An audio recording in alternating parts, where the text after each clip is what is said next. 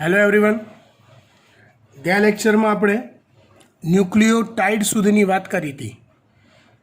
કેટલી સુધીની વાત કરી હતી? ન્યુક્લિયોટાઇડ. હવે વાત કરીએ આપણે આગળ ડાયન્યુક્લિયોટાઇડની.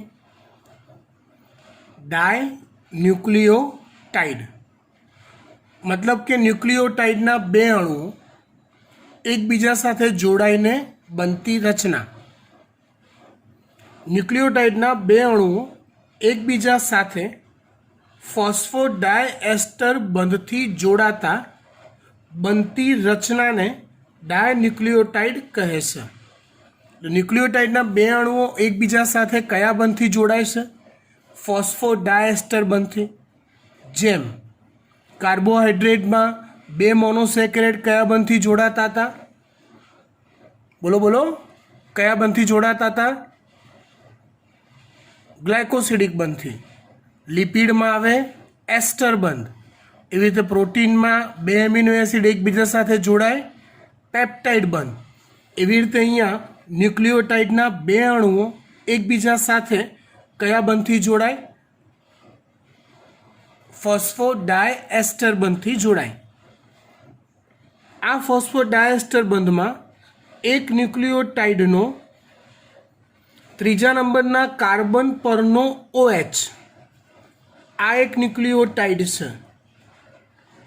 તો આ પેન્ટોસ શર્કરામાં અહીંયા HOH આવે તો આ ત્રીજા નંબરના કાર્બનનો OH. એના પછીના ક્રમિક ન્યુક્લિયોટાઇડના પાંચમા નંબરના કાર્બન પરનો ફોસ્ફેટ. વચ્ચે બંધ રચાય છે. કયો બંધ? ફોસ્ફોડાયએસ્ટર બંધ. જો આ એક ન્યુક્લિયોટાઇડ, આ એક પેન્ટોસ શર્કરા, વચ્ચે જો અહીંયા R લખ્યું છે બેટા, આરનો અર્થ થાય રિબોઝ. આરનો અર્થ થાય રિબોઝ. જો એની જગ્યાએ વચ્ચે ડી લખ્યું હોય તો અર્થ થાય ડીઓક્સીરિબોઝ. આર એટલે શું? રિબોઝ. અને જો ડી લખ્યું હોય તો ડીઓક્સીરિબોઝ. અને એ એડેનિન છે, એક પ્રકારનો નાઇટ્રોજન બેઝ. સંજ્ઞા આપી દીધી એ. અહીંયા CA બનાવ્યો તો સીનો અર્થ થાય સાઇટોસિન. સીનો અર્થ થાય સાઇટોસિન. આ છે ફોસ્ફેટ માટેની સંજ્ઞા P. તો આ એક ન્યુક્લિયોટાઇડ, આ બીજો ન્યુક્લિયોટાઇડ, બંને જોડાયા કયા બંધથી? ફોસ્ફોડાયએસ્ટર બંધથી. કોની કોની વચ્ચે આ બંધ રચાયો? તો કે એક ન્યુક્લિયોટાઇડમાં ત્રીજા કાર્બન પરનો OH, એના પછીના ક્રમિક ન્યુક્લિયોટાઇડના પાંચમા કાર્બન પરના ફોસ્ફેટની વચ્ચે આ બંધ રચાયો. કયો બંધ? ફોસ્ફોડાયએસ્ટર બંધ. ઓકે, આ વાત થઈ ડાયન્યુક્લિયોટાઇડની. હવે વાત કરીએ પોલીન્યુક્લિયોટાઇડની. તો વિચારો, આ એક અને આ બે અણુ છે. આવો ત્રીજો ઉમેરાય, ચોથો ઉમેરાય, પાંચમો ઉમેરાય, છઠ્ઠો ઉમેરાય. કયા બંધથી ઉમેરાતા જાય? ફોસ્ફોડાયએસ્ટર બંધથી ઉમેરાતા જાય. તો બનતી જે આખી સળંગ ચેન આવે એને કહેવાય છે પોલીન્યુક્લિયોટાઇડ. આખી જે ચેન બને એને કહેવાય પોલીન્યુક્લિયોટાઇડ. જો ન્યુક્લિયોટાઇડના અસંખ્ય અણુઓ એકબીજા સાથે ફોસ્ફોડાયએસ્ટર બંધથી જોડાતા બનતી રચનાને પોલીન્યુક્લિયોટાઇડ કહે છે. અસંખ્ય અણુઓ આવા એકબીજા સાથે ફોસ્ફોડાયએસ્ટર બંધથી જોડાય તો બનતી રચનાને શું કહેવાય છે? પોલીન્યુક્લિયોટાઇડ કહેવાય છે. શું કહેવાય છે બનતી રચનાને? પોલીન્યુક્લિયોટાઇડ કહેવાય છે. DNA તથા RNA એ બંને પોલીન્યુક્લિયોટાઇડ છે. DNAના બંધારણમાં પોલીન્યુક્લિયોટાઇડની બે શૃંખલાઓ હોય છે. DNAના બંધારણમાં પોલીન્યુક્લિયોટાઇડની કેટલી શૃંખલાઓ હોય? બે. જેમાં પેન્ટોસ શર્કરા તરીકે ડીઓક્સીરિબોઝ શર્કરા હોય છે. એવી રીતે RNAના બંધારણમાં પોલીન્યુક્લિયોટાઇડની એક જ શૃંખલા હોય જેમાં પેન્ટોસ શર્કરા રિબોઝ આવેલી હોય છે. ઇન શોર્ટ આપણે ખરેખર શીખવાનું છે ડીએનએ આરએનએ तो डीएनए आरएनए શું છે? તો કે એક પ્રકારના પોલીન્યુક્લિયોટાઇડ છે. પણ ડીએનએમાં પોલીન્યુક્લિયોટાઇડની કેટલી શૃંખલાઓ હોય છે? તો કે 2 શૃંખલાઓ હોય. આરએનએમાં પોલીન્યુક્લિયોટાઇડની કેટલી શૃંખલાઓ હોય છે? એક જ શૃંખલા હોય. ડીએનએમાં પેન્ટોઝ શર્કરા તરીકે કોણ હોય છે? તો કે ડીઓક્સીરિબોઝ હોય, ડી હોય. આરએનએમાં પેન્ટોઝ શર્કરા તરીકે કોણ હોય છે? તો કે રિબોઝ હોય છે. ખબર પડી વાત?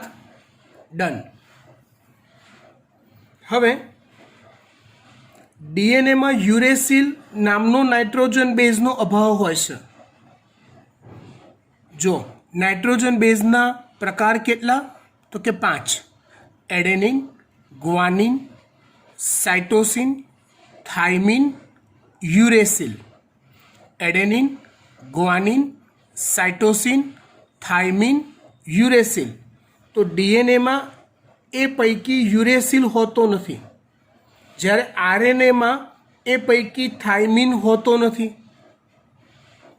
આરએનએમાં એડેનિન, ગ્વાનિન, સાઇટોસિન અને યુરેસિલ હોય. ડીએનએમાં એડેનિન, ગ્વાનિન, સાઇટોસિન અને થાઇમિન હોય. ડીએનએ આરએનએ પોલીન્યુક્લિયોટાઇડ્સ એ આનુવંશિક દ્રવ્ય તરીકે વર્તે છે. શેના તરીકે વર્તે છે? આનુવંશિક દ્રવ્ય તરીકે. ક્લિયર? ઓકે, આગળ વાત કરીએ. હવે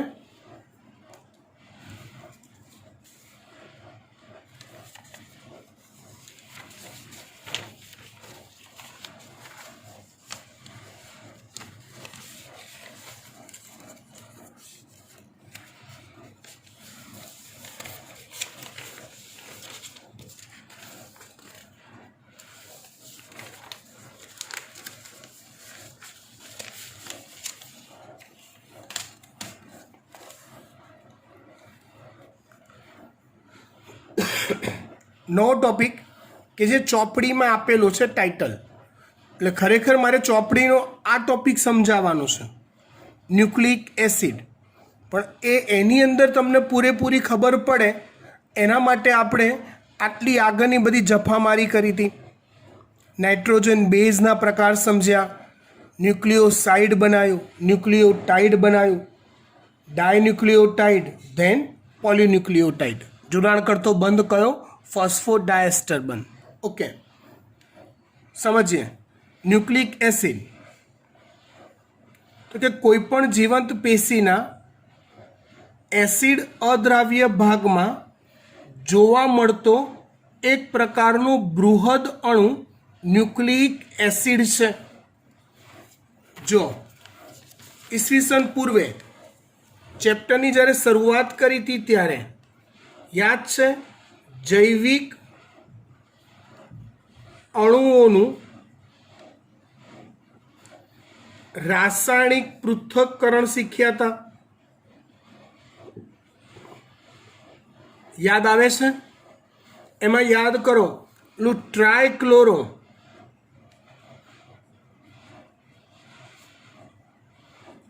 એસિટિક એસિડ, એમાં ટ્રાયક્લોરો એસિટિક એસિડ ની વાત કરી હતી. ઓલું પેસ્ટ બનાવવાની હતી, ઓલું લુગદી. પછી જે એસિડ દ્રાવ્ય હોય નિતાર તરીકે પડી જાય, કોટન લેવાનું હતું, રૂ. અને બાકીનો જે અદ્રાવ્ય જથ્થો છે ઉપર રહે, તો ઉપર જે અદ્રાવ્ય જથ્થો રહે એને બૃહદ અણુ કહેતા હતા. અને જે દ્રાવ્ય થઈ ગયો હોય એને સૂક્ષ્મ અણુ કહેતા હતા. યાદ છે? શરૂઆતના જ આ ચેપ્ટરના શરૂઆતમાં જ લેક્ચરમાં એ આવતું હતું. તો એમાં આ એસિડ એટલે કયો એસિડ સમજવાનો? ટ્રાયક્લોરો એસિટિક એસિડ, જે આપણે પ્રયોગમાં લીધો હતો. એમાં જે અદ્રાવ્ય ભાગ હોય, અદ્રાવ્ય ભાગમાં કોણ હોય? તો કે બધા બૃહદ અણુઓ હોય. હા ને? તો એમાં જે બૃહદ અણુઓ હોય એ પૈકીનો એક બૃહદ અણુ છે ન્યુક્લિક એસિડ. ન્યુક્લિક એસિડ એ પોલીન્યુક્લિયોટાઇડ છે. અહીંયા જે બી આવશે ને દીકરા, એ તમને એવું જ લાગશે કે સરે બધું સમજાવી દીધું છે, કેમ કે આ તમને સમજ પડે એના માટે આગલા 2 કે 3 લેક્ચર આપણે કાઢ્યા. આટલો ભાગ ખાલી પરફેક્ટ ખબર પડે એના માટે, હે ને. ન્યુક્લિક એસિડ ન્યુક્લિયોટાઇડના જોડાવાથી બને છે. ન્યુક્લિયોટાઇડ ડીઓક્સીરિબોન્યુક્લિયોટાઇડ, રિબોન્યુક્લિયોટાઇડ એના જોડાવાથી બને છે. એક ન્યુક્લિયોટાઇડ 3 ભિન્ન પ્રકારના રાસાયણિક ઘટકોના જોડાવાથી બને છે. જો ન્યુક્લિયોટાઇડ કઈ રીતે બને, તો કે 3 ભિન્ન પ્રકારના રાસાયણિક ઘટકો, એક પેન્ટોઝ શર્કરા, નાઇટ્રોજન બેઝ અને ફોસ્ફેટ. પેન્ટોઝ શર્કરા, નાઇટ્રોજન બેઝ અને ફોસ્ફેટ, આવા 3 ઘટકોના જોડાવાથી ન્યુક્લિયોટાઇડ બને. અને આવા ન્યુક્લિયોટાઇડ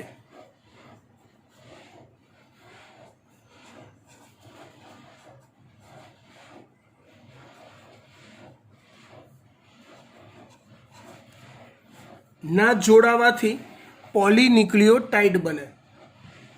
આવા ન્યુક્લિયોટાઇડના જોડાવાથી પોલીન્યુક્લિયોટાઇડ બને.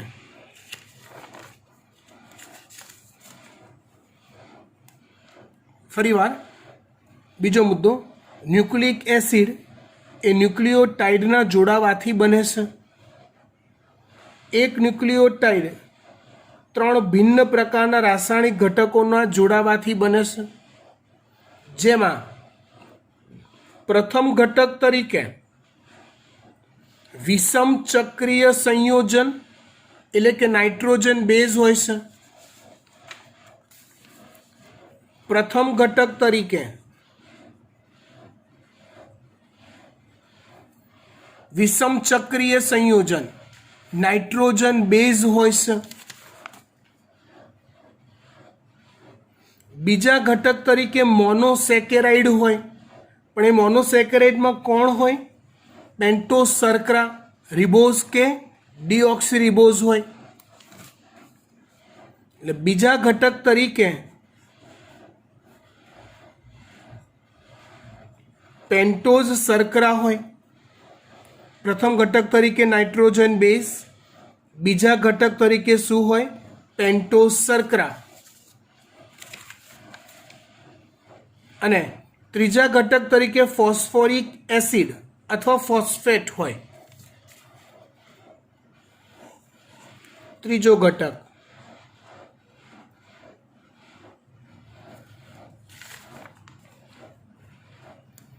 Adenine, guanine, cytosine, thymine, uracil એ નાઇટ્રોજન બેઝ તરીકે જોવા મળે છે. એડેનિન અને ગ્વાનિન એ વિસ્થાપિત પ્યુરિન છે, જ્યારે બાકીના એટલે સાઇટોસિન, થાઇમિન અને યુરેસિલ એ પિરિમિડિન છે. એડેનિન અને ગ્વાનિન શું છે? પ્યુરિન. અને સાઇટોસિન, થાઇમિન, યુરેસિલ એટલે કે બાકીના એ શું છે? પ્રતિસ્થાપિત પિરિમિડિન છે. પોલીન્યુક્લિયોટાઇડમાં જોવા મળતી શર્કરા રિબોઝ અથવા ડીઓક્સીરિબોઝ હોય છે. જે ન્યુક્લિક એસિડમાં ડીઓક્સીરિબોઝ જોવા મળે તેને ડીઓક્સીરિબોન્યુક્લિક એસિડ એટલે કે ડીએનએ કહે છે, તથા જેમાં રિબોઝ જોવા મળે તેને રિબોન્યુક્લિક એસિડ અથવા આરએનએ કહે છે. ખબર પડી ગઈ વાત? ડન. ન્યુક્લિક એસિડની ચર્ચા પૂરી થઈ. આ થિયરી. ત્યાર પછી ટેક્સ્ટ બુકની જ બીજી એક થિયરી લઈએ. પોલિમરના મોનોમરને જોડતા બંધોના પ્રકાર. પોલિમરના મોનોમરને જોડતા બંધોના પ્રકાર. એટલે કોઈ પણ પોલિમર હોય તો અલ્ટિમેટલી મોનોમરનો બનેલો હોય. તે મોનોમરના અણુઓ એકબીજા સાથે જોડાઈને પોલિમર બનાવે. તો એ જોડાણ કરતા બંધો કયા કયા છે એવી એક આ થિયરી છે, જે બધું જ મેં શીખવાડી દીધેલું છે. ખાલી ટેક્સ્ટબુક પ્રમાણે આપણે થિયરી યાદ રાખવાની છે. રાઈટ, બધું જ શીખવાડી દીધું છે આની અંદરનું. કોઈ પણ પોલિમર કે પ્રોટીનમાં એમિનો એસિડ જે આવેલા હોય એ પેપ્ટાઇડ બંધ વડે જોડાયેલા હોય છે. ઇન શોર્ટ, બે એમિનો એસિડનું જોડાણ કરતો બંધ કયો હોય તો કે પેપ્ટાઇડ બંધ હોય, જેમાં એક એમિનો એસિડના કાર્બોક્સિલ સમૂહ અને તેના પછીના એમિનો એસિડના એમિનો સમૂહ વચ્ચે નિર્જલીકરણ થવાથી બંધ રચાય છે. તમે ડાયપેપ્ટાઇડનું નિર્માણવાળું સ્ટ્રક્ચર જોઈ લો, આગળના લેક્ચરમાં ચાલેલું છે, 2 લેક્ચર પહેલાં આવડી જશે. જો આ યાદ ના આવે બીજો મુદ્દો તો. એવી રીતે પોલિસેકેરાઇડ, તો કે એક પોલિસેકેરાઇડમાં આવેલા મોનોસેકેરાઇડ એ ગ્લાયકોસિડિક, કયા ગ્લાયકોસિડિક બંધથી જોડાયેલા હોય છે. કયા બંધથી જોડાયેલા હોય? ગ્લાયકોસિડિક બંધથી. આ બંધ પણ નિર્જલીકરણની ક્રિયા વડે જ રચાય છે. પાણીનો અણુ દૂર થવાની ક્રિયા. નિર્જલીકરણ એટલે કઈ પ્રક્રિયા? પાણીનો અણુ દૂર થવાની પ્રક્રિયા.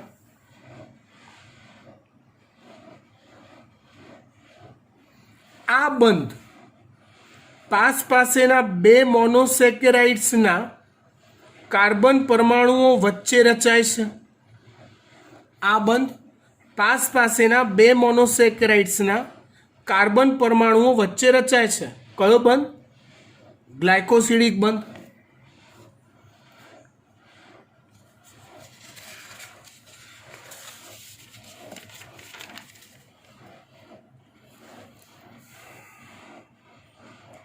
ત્યાર પછી ન્યુક્લિક એસિડમાં એક ન્યુક્લિયોટાઇડના એક શર્કરાના ત્રીજા કાર્બન અને તેના પછીના ન્યુક્લિયોટાઇડની શર્કરાના 5મા કાર્બનના ફોસ્ફેટ સમૂહ વચ્ચે જોડાણ રચાય છે. ફોસ્ફેટ તેમજ શર્કરાના હાઇડ્રોક્સિલ સમૂહની વચ્ચેનો આ બંધ એસ્ટર બંધ હોય છે અને બંને બાજુએ એસ્ટર બંધ રચાય, આથી તેને ફોસ્ફોડાએસ્ટર બંધ કહે છે. બંને બાજુએ એસ્ટર રચાતો હોય, ડેશ ઓ એ રીતે, અને માટે એને કયો બંધ કહેવાય છે? ફોસ્ફોડાએસ્ટર બંધ કહેવાય છે. ચોપડીમાં પોલિમરના મોનોમરને જોડતા બંધોના પ્રકાર આ ટોપિકની અંદર જ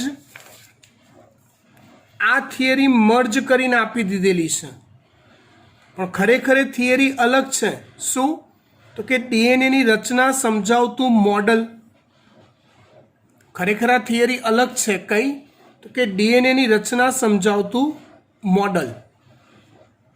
અહીંયા ડીએનએની રચના સમજાય છે. સમજીએ આપણે. ન્યુક્લિક એસિડની ડીઓક્સિરિબો ન્યુક્લિક એસિડની રચના સમજાવતું મોડલ વોટસન અને ક્રિક નામના વૈજ્ઞાનિકોએ પ્રદર્શિત કરેલું છે. કોણે રજૂ કરેલું છે એ મોડલ? વોટસન અને ક્રિક નામના વૈજ્ઞાનિકોએ. આ મોડલ મુજબ ડીએનએ એક બેવડી કુંતલમય રચના સ્વરૂપ જોવા મળે છે. હું પહેલાં આ થિયરી જ આપણે જોઈએ એ પહેલાં એ આખું મોડલ સીધી સાદી દેશી ભાષામાં તમને સમજાવવા માગું છું. ધ્યાન આપજો.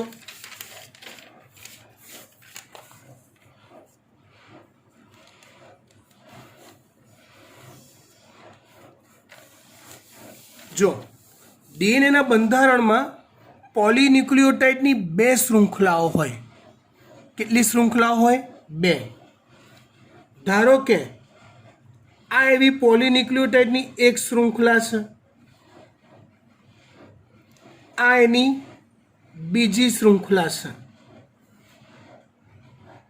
એ બંને શૃંખલાઓ એકબીજા સાથે કુંતલ આકારે અમળાયેલી હોય છે અને પ્રતિ સમાંતરે ગોઠવાયેલી હોય છે. પ્રતિ સમાંતરે એટલે શું? તો ધારો કે જો આ શૃંખલામાં અહીંયા 5' દિશા હોય તો અહીંયાની 3' દિશા હોય. એવી રીતે આ શૃંખલા હોય તો એની ઉપરની સાઈડ 3' દિશા હોય અને આ સાઈડ 5' દિશા હોય. તમે કહેશો સાહેબ ઓ ઓ ઓ સાહેબ આ ક્યાંથી લઈ આવ્યા 5' હે?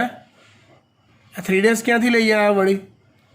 કહું સમજાવું છું. Don't worry. જો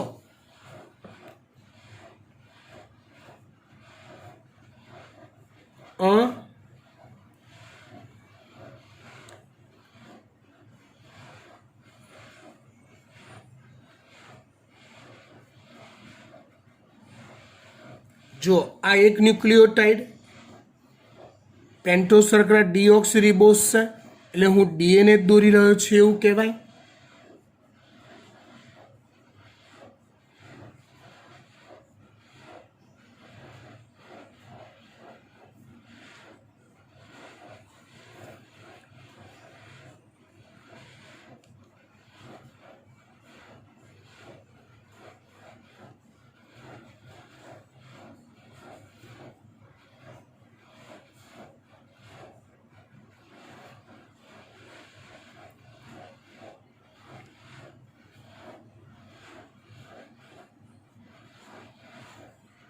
જો આ એક ન્યુક્લિયોટાઇડ, આ બીજો, એ બંને એકબીજા સાથે જોડાય ફોસ્ફોડાયએસ્ટર બંધથી. આ બંને જોડાય ફોસ્ફોડાયએસ્ટર બંધથી. આ ફોસ્ફોડાયએસ્ટર બંધથી જોડાય. રાઈટ? આવા અસંખ્ય અણુઓ હોય જે આ રીતે ક્રમિક ફોસ્ફોડાયએસ્ટર બંધથી જોડાતા હોય. થોડુંક ધ્યાન આપજો. હું હવે ધારો કે આ ન્યુક્લિયોટાઇડની વાત કરું છું. તમને સવાલ પૂછું છું, આ ન્યુક્લિયોટાઇડનો 3જા નંબરનો કાર્બન ફોસ્ફોડાયએસ્ટર બંધમાં બીઝી છે. આ ઓક્સિજન પહેલો, બીજો, ત્રીજો કાર્બન છે બીઝી? તમે કહેશો હા સાહેબ છે. રાઈટ? ચલો હવે આનો જ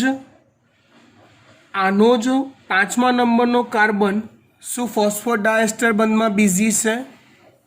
આનો જ 5મા નંબરનો કાર્બન શું ફોસ્ફોડાયએસ્ટર બંધમાં બીઝી છે?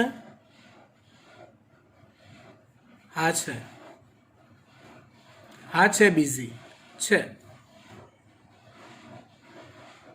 રાઈટ? એટલે અહીંયા પણ ફોસ્ફોડાયએસ્ટર બંધ આવ્યો, અહીંયા પણ આવ્યો.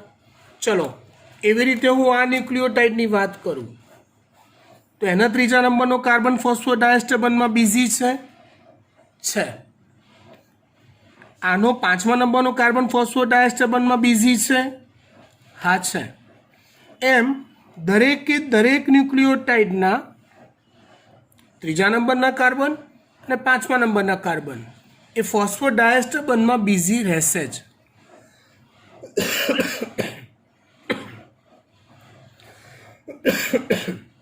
સિવાય કે પહેલા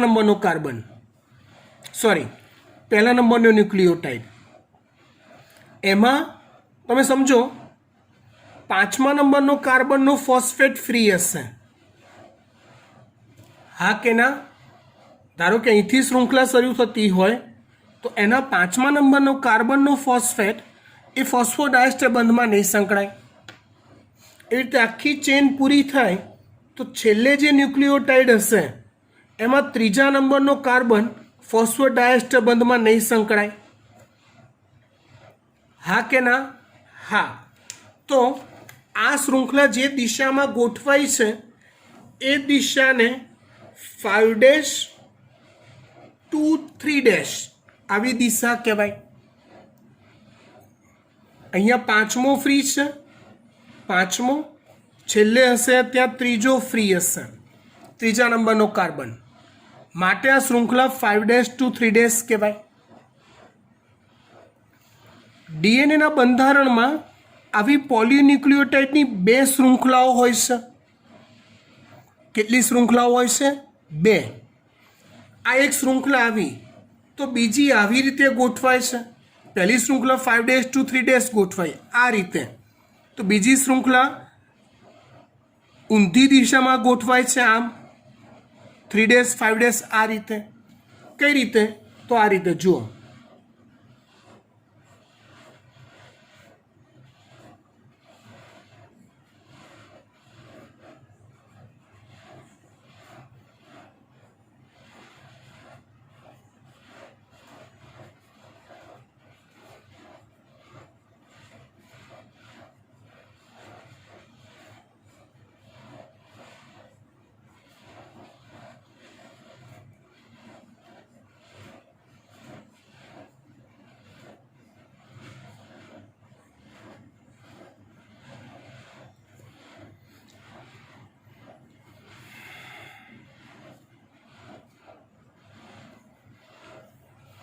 આ રીતે ગોઠવાય.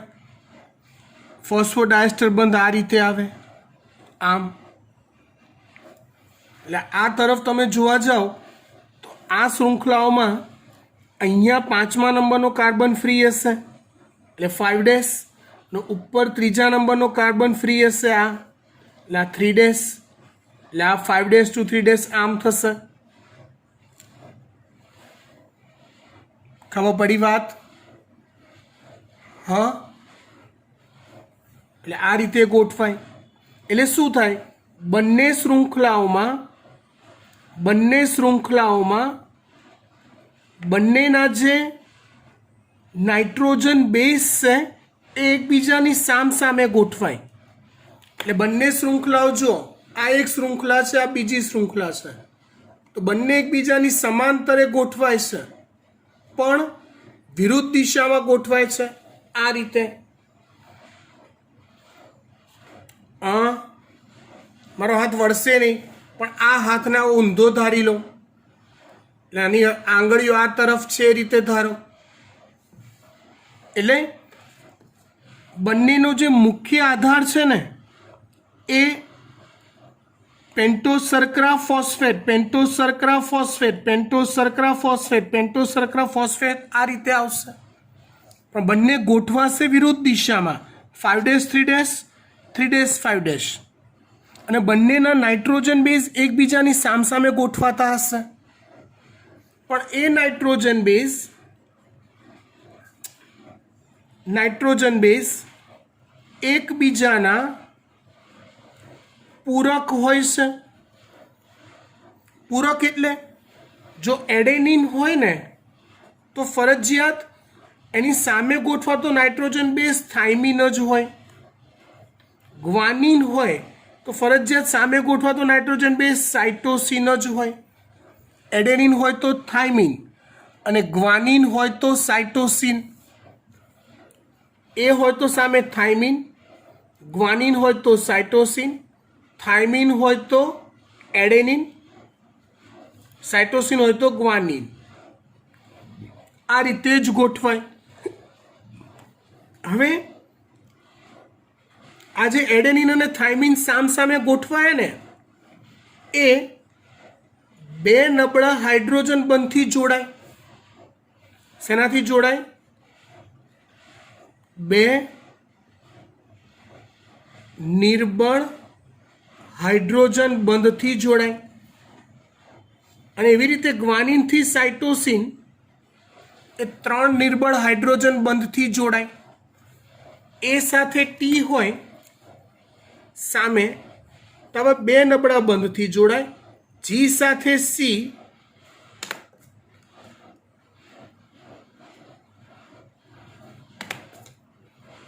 એ ત્રણ નબળા બંધથી, ટી સાથે બે બંધથી, જી સામે સી ત્રણ બંધથી જોડાય. ક્લિયર થઈ વાત? હા, ફરીવાર આટલી વાત રિપીટ કરું. ફરીવાર ડીએનએના બંધારણમાં પોલિન્યુક્લિયોટાઇડની બે શૃંખલાઓ હોય જે પ્રતિ સમાંતરે ગોઠવાતી હોય. પ્રતિનો અર્થ થાય વિરુદ્ધ દિશામાં, પણ આમ સામસામે ગોઠવાતી હોય. સમાંતરે એટલે એક શૃંખલા 5' to 3' હોય તો બીજી 3' to 5' હોય. એ શૃંખલાનો મુખ્ય આધાર કોણ હોય?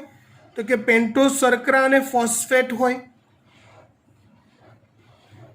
અને બંને શૃંખલાઓના નાઇટ્રોજન બેઝ એકબીજાની સામસામે ગોઠવાતા હોય. બંને શૃંખલાઓના નાઇટ્રોજન બેઝ એકબીજાની સામસામે ગોઠવાતા હોય. સામસામે ગોઠવાતા આવા નાઇટ્રોજન બેઝ એકબીજા સાથે નિર્બળ હાઇડ્રોજન બંધથી જોડાતા હોય. જેમાં જો નાઇટ્રોજન બેઝ એડેનિન હોય તો સામે થાઇમિન જ હોય, ગ્વાનિન હોય તો સાઇટોસિન જ હોય. એડેનિનથી થાઇમિન બે નબળા હાઇડ્રોજન બંધથી જોડાય અને ગ્વાનિનથી સાઇટોસિન ત્રણ નબળા હાઇડ્રોજન બંધથી જોડાય.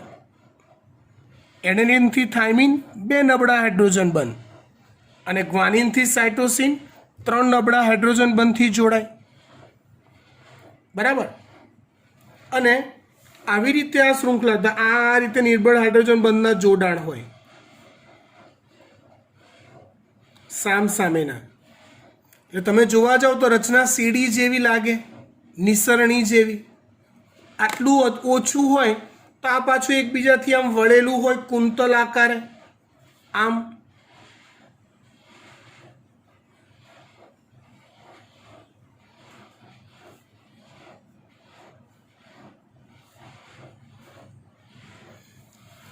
આ રીતે વળેલી રચના હોય. એટલે કેવું ખબર છે? 360 એંગલ કેવી રીતે વળવાનું હોય? આમ આમ. એટલે કુંતલાકાર નિસરણી કેવી હોય? 360 એંગલ વળતી એવી ગોઠવણ હોય છે આમાં. અને એમાં એવી કુંતલાકાર નિસરણી હોય એમાં જે આ પગથિયા હોય ને, એ પગથિયા તરીકે કોણ હોય? તો કે આવી નાઇટ્રોજન બેઝની જોડ હોય. પગથિયા તરીકે કોણ હોય? આવી નાઇટ્રોજન બેઝની જોડ હોય.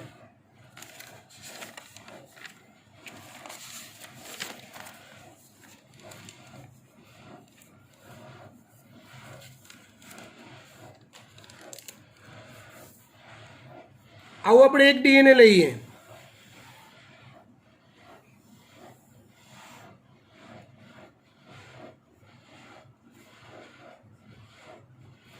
તો અહીંથી આટલું જે રચના હોય ને, આવા બે કુંતલ, એને એક ડીએનએ નો અણુ કહેવાય.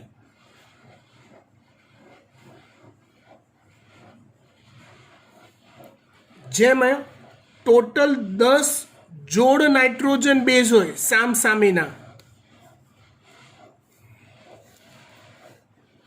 ટોટલ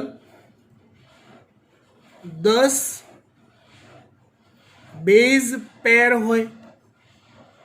એટલે 10 બેઝ જોડીઓ હોય.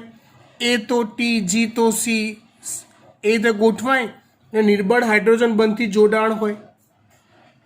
આવા આખા એક અણુની લંબાઈ 34 એંગસ્ટ્રોમ હોય. એની પહોળાઈ અહીંથી આટલી, એની જે પહોળાઈ છે, પહોળાઈ આશરે 20 એંગસ્ટ્રોમ જેટલી હોય છે. લંબાઈ કેટલી હોય? 34 એંગસ્ટ્રોમ. અને પહોળાઈ કેટલી હોય? 20 એંગસ્ટ્રોમ હોય છે.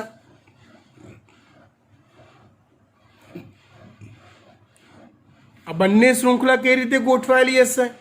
તો એકમાં 5' ઉપર હશે, એમાં 3' નીચે હશે. તો બીજામાં નીચે 5' હશે અને ઉપર 3' હશે. જેમાં આવી બે ગળીઓ બરાબર એક ડીએનએનો અણુ કહેવાય. એક ડીએનએના અણુમાં આવી આવી એટલે કેવી આવી એક અણુમાં આવી આ એક બેઝ પેર, આ બીજી બેઝ પેર, આ ત્રીજી બેઝ પેર, આ ચોથી બેઝ પેર, આવી 10 બેઝ પેર આવેલી હોય આશરે. નિર્બળ હાઇડ્રોજન બંધથી જોડાતી. કઈ રીતે? તો એ સાથે ટી 2 નબળા હાઇડ્રોજન બંધથી જોડાય, સી સાથે જી 3 નબળા હાઇડ્રોજન બંધથી જોડાય.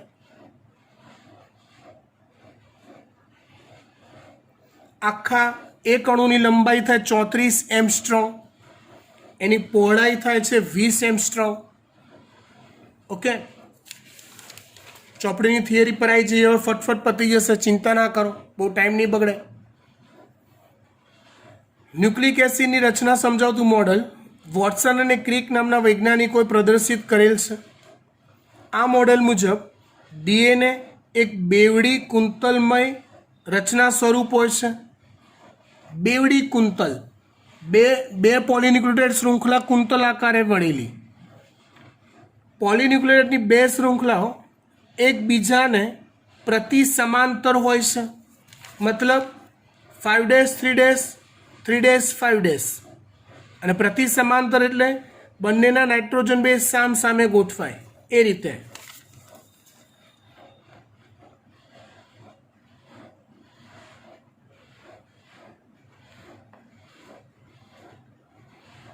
એટલે કે એકબીજાની વિરુદ્ધ દિશાઓમાં હોય છે.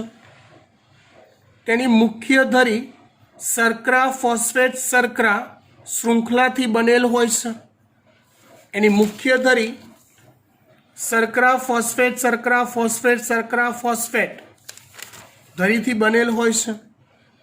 નાઇટ્રોજન બેઝ મુખ્ય ભાગને લંબ અક્ષે પણ અંદરની તરફ આવેલા હોય છે. જેમાં એક શૃંખલાના એડેનિન અને ગ્વાનિન બેઝ બીજી શૃંખલાના થાઇમિન અને સાઇટોસિન બેઝ સાથે પૂરક જોડીઓ બનાવે છે. એટલે એડેનિન સાથે થાઇમિન અને ગ્વાનિન સાથે સાઇટોસિન.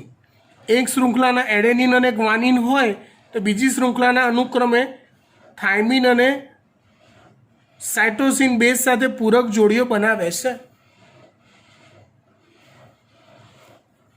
એડેનિન અને થાઇમિન વચ્ચે 2 બંધ, જ્યારે ગ્વાનિન અને સાઇટોસિન વચ્ચે 3 હાઇડ્રોજન બંધ રચાયેલા હોય છે. પ્રત્યેક શૃંખલા એક કુંતલીય નિશાની જેવી દેખાય છે. કુંતલીય નિશાનીના પ્રત્યેક પગથિયા બેઝ જોડના એટલે કે નાઇટ્રોજન બેઝની પેરના બનેલા હોય છે.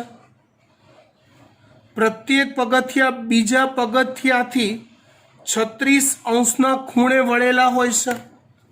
આ મુદ્દો જોરદાર છે. આ મહેનત સમજાયો. તમારે જાતે સમજાવવાનું છે. મને વિચારીને યાદ આવે, સમજણ પડે છે તો. ના સમજાય તો મને પર્સનલમાં પૂછજો કે 2 પગથિયા 36° ખૂણે વળેલા કઈ રીતે હોય એકબીજાથી. જો હિન્ટ આપી દઉં. તારા કેન્દ્ર પક્ષમાં કસા, એમાંથી ક્યાંક તમને આની હિન્ટ મળી જશે. થિયરી જોજો, કોઈને કહેશો નહીં, ખાનગી વાત છે. કુંતલ શૃંખલાના એક પૂર્ણ કુંતલમાં 10 પગથિયા એટલે કે 10 નાઇટ્રોજન બેઝ જોડ આવેલ હોય છે. એક પૂર્ણ કુંતલની લંબાઈ 34 એમસ્ટ્રોંગ હોય છે, જ્યારે 2 પાસેના બેઝ જોડી વચ્ચેનું અંતર 3.4 એમસ્ટ્રોંગ હોય છે. આ તો ખબર પડી જાય. ટોટલ 10 પેર હોય. આખા અણુની લંબાઈ 34 એમસ્ટ્રોંગ છે. ટોટલ 10 બેઝ પેર આવેલી છે. તો 2 ક્રમિક બેઝ પેર વચ્ચેનું અંતર કેટલું થાય? યસ, 3.4 એમસ્ટ્રોંગ. બરાબર. અને પહોળાઈ કેટલી છે? 20 એમસ્ટ્રોંગ. ક્લિયર? આટલે સુધી રાખીએ છીએ.